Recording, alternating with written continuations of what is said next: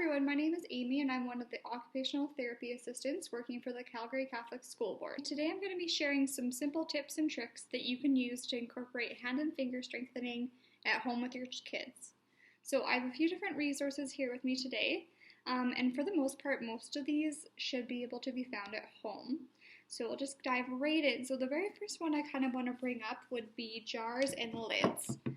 So these are pretty easy to incorporate and they're really great for strengthening. So having your child open and close different household lids is an excellent way to incorporate hand strengthening without even to really have to sit down and practice it.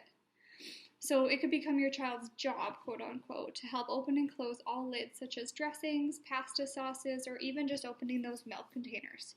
So having the child stabilize the container with one hand and twist it on and off, a really great exercise for them to do. If you do have time, you could even just sit down and open jars.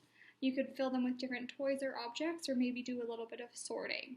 So opening lids is just such an easy and effective way to practice strengthening. The next one that I'm going to talk about is clothespins. So not everybody might have a clothespins at home, but if you do, they're amazing for those little finger muscles. So just making sure that you use the tips of your fingers. So you want to use the thumb and the tip of your index finger to open up like this and carry it all the way to the other side. So just doing it nice and slow. What we don't really want to see are kids opening like this with their whole hand. So trying to really use those fingers like that. Another great activity you could do with the kids is picking up different things like cotton balls. So again, using those pincher fingers to pick up the cotton balls and put them in containers like this.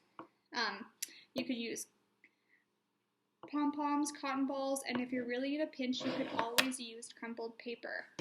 So that kind of goes right into my next activity that I have for you guys, which is crumpling paper.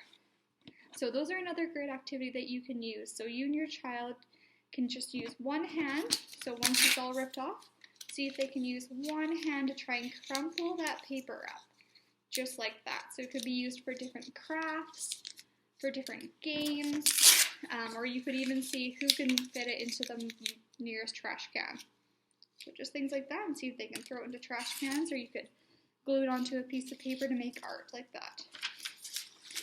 So continuing on with ripping with paper is ripping. So again, it's already here, it's super easy, and just using your two pincher fingers to try and rip little pieces of paper like this.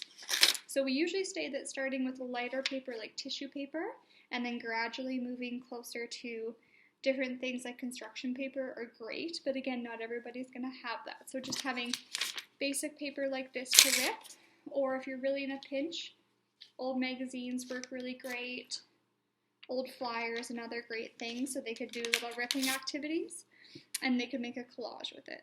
So those are all really great, easy ways to try to practice that finger strengthening. The last one I wanted to mention that I don't actually have on hand, but some of you would, some of you fixer-uppers definitely would be nuts and bolts.